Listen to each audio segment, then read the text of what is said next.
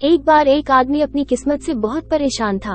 वो हर समय अपने आप को कोसता रहता था कि मुझे कैसा जीवन मिला है, क्या जिंदगी है, मुझे हर समस्या है, हर दुख मुझे घेर लेता है, हर समस्या मुझ पर आती है।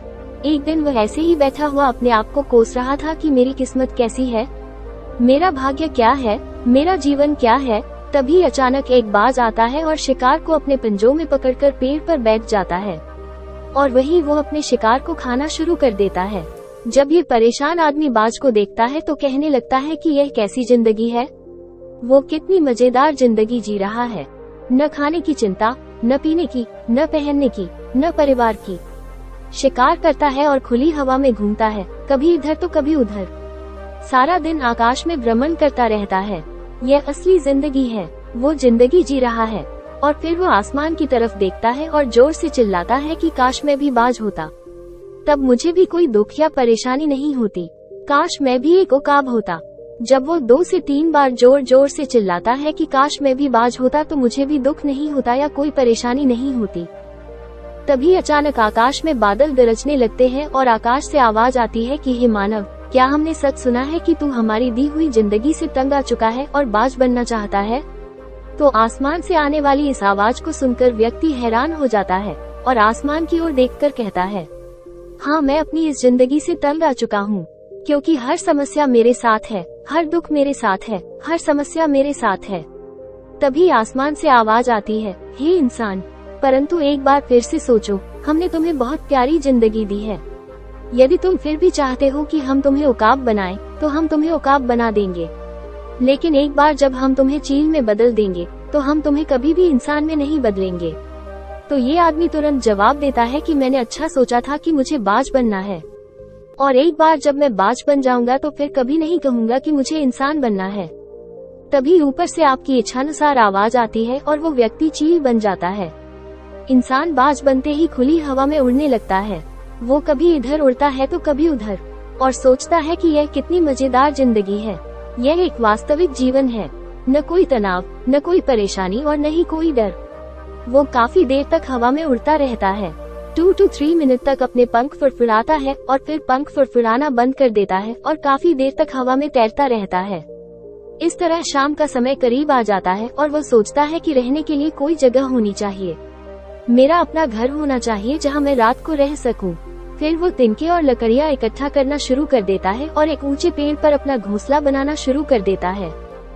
वो एक एक करके लकड़ियाँ काटकर अपने लिए एक सुंदर घोंसला बनाता है और रात को उसी में सोता है। और वो सोचता है कि वो सुबह उठकर शिकार करेगा और सुबह फिर से मौज मस्ती करेगा और खुली हवा में उड़ेगा। सुबह वो शिकार करने जाता है और खुली हवा में उड़ता रहता है और ऊपर से जाकर नीचे की ओर देखता है कि कोई शिकार दिखे ताकि मैं उसे वहीं पकड़कर खा सकूं। लेकिन वो नहीं मिला। बहुत समय बीत गया, वो शिकार ढूंढता रहा लेकिन उसे कुछ नहीं मिला। पास में ही एक जंगल है और वो ये सोचकर उस जंगल में चला जाता है कि शायद उसे वहाँ कोई अच्छा शिकार मिल जाए। वो जंगल के अंदर शिकार की तलाश करता रहता है लेकिन उसे कुछ नहीं मिलता। शाम होते ही वो निराश होकर अपने घोंसले में वापस लौट आता है। एक तरह से वो थककर एक पेड़ पर बैठ गया। वहाँ उसे एक घायल पक्षी दिखाई देता है। वो तुरंत उसे पकड़ लेता है, उसके पंख निकालता है और खा जाता है। उस पक्षी को खाने के बाद वो अपने घोंसले में लौट आता है और सोचता है कि भले ही यह बीमार पक्षी है लेकिन खाने के लिए कुछ है। वो अपने घोंसले में पहुंचकर आराम करने लगता है और सोचता है कि सुबह मैं कोई अच्छा शिकार पकड़ लूंगा और अपनी भूख मिटा लूंगा। सुबह होते ही वो फिर शिकार की तलाश में खुली हवा में उड़ने लगता है लेकिन आज भी उसे कुछ नहीं मिल पाता। काफी समय बाद वो आसमान में ऊंची उड़ान भरता है और अपनी चालाक आंखों से शिकार की तलाश करता है लेकिन उसे कुछ नहीं मिलता। फिर वो उस जंगल की ओर गया लेकिन वहाँ भी उसे कुछ नहीं मिला। ऐसे ही उड़ते उड़ते शाम हो गई और वो निराश होकर अपने घोंसले में लौट आया। रास्ते में वो एक पेड़ पर बैठ जाता है और सोचता है कि हो सकता है आज भी कोई बीमार पक्षी मेरा इंतजार कर रहा हो, लेकिन हर बार किस्मत मेहरबान नहीं होती। इस बार उसे कोई पक्षी नहीं मिला और वो थककर अपने घोंसले में वापस चला गया और घोंसले में पहुंचकर वो भूखा ही सो जाता है और सोचता है कि कल सुबह वो कोई बड़ा शिकार पकड़ लेगा और आज की भूख भी मिटा लेगा। वो रात को अपने घोंसले में गहरी नींद सोता है। अचानक एक तेज तूफान आया जिसने उसे और उसके घोंसले को अलग दिशा में फेंक दिया। तो जहाँ वो गिरता है वहाँ एक नुकीली छड़ी होती है जो उसके पंजे में फंस जाती है और उसे बुरी तरह घायल कर देती है। तूफान रुकने के बाद तेज बारिश शुरू हो जाती है, लेकिन किसी तरह वो पेड़ के नीचे छुपा रहता है। रात बड़ी मुश्किल से कटी। सुबह होते ही बारिश रुक जाती है और चारों ओर खुशियाँ छा जाती हैं। नदियाँ और झरने बहने लगते हैं। सब कुछ सामान्य जैसा हो जाता है, लेकिन ये बाज अब पहले जैसा नहीं रहा। इसका पंजा घायल हो गया है। डंडे की वजह से उसका पंजा बुरी तरह जख्मी हो गया है। और आपको बता दें कि बाज का पंजा अपने शिकार को पकड़ने में बहुत अहम भूमिका निभाता है, क्योंकि बाज अपने शिकार को पंजे की मदद से पकड़ता है और फिर चोंच की मदद से खाता है। लेकिन अब उसका पंजा खराब हो गया है और वह 2 दिन से भूखा है। वो शिकार की तलाश में कुछ समय के लिए उड़ता है। शायद एक बीमार पक्षी ढूंढता है, लेकिन हर दिन उसे एक बीमार पक्षी नहीं मिलता है।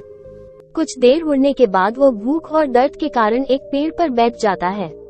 पेड़ पर बैठते ही उसे पता ही नहीं चलता कि कोई और मुसीबत उसका इंतजार कर रही है। आसपास से 8 से 10 कौवों का झुंड आकर उसे परेशान करने लगता है और उसके घाव पर चोंच मारने लगता है। उन्हें पता चला कि यह बाज भूख के कारण घायल और कमजोर है। वो उनसे बचने के लिए थोड़ा उड़ता है और फिर एक पेड़ पर बैठ जाता है, लेकिन उन्होंने उसे जाने नहीं दिया। वो फिर उड़ता है, लेकिन वे बार बार आते हैं और उसे परेशान करते हैं। कौवे अक्सर बाज के साथ ऐसा करते हैं, लेकिन फिर चील भी कौवे के साथ खेल खेलती है। जब कौवों का झुंड बाज को परेशान करता है तो बाज सीधा आसमान में ऊंची उड़ान भरने लगता है। कौवे भी ऐसे ही उड़ने लगते हैं, लेकिन कुछ देर तक उड़ने के बाद वे इतनी ऊंचाई पर पहुंच गए जहां उन्हें उचित ऑक्सीजन नहीं मिल पाती। उनका दम घुटने लगता है और वे इससे ऊपर नहीं जा पाते।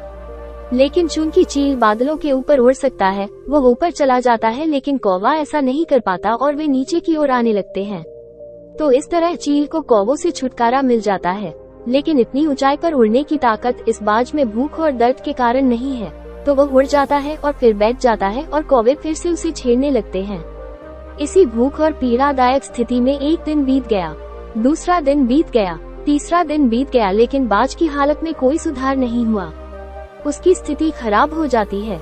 चौथे दिन जब उसका अंत होने वाला होता है, तो वह उड़कर पास के एक मानव अस्पताल की छत पर बैठ जाता है और वहां से गुजरते मरीजों को देखता रहता है और सोचता है कि काश मैं भी इंसान होता, ताकि मैं अस्पताल से अपनी चोटों का इलाज करा सकूं, या मैं किसी को बता सकता हूं कि मैं भूखा हूं और मुसीबत में हूं। लेकिन आज मैं ऐसा बेजुबान बाज हूं कि किसी से कुछ कह नहीं सकता, किसी से मदद नहीं मांग सकता।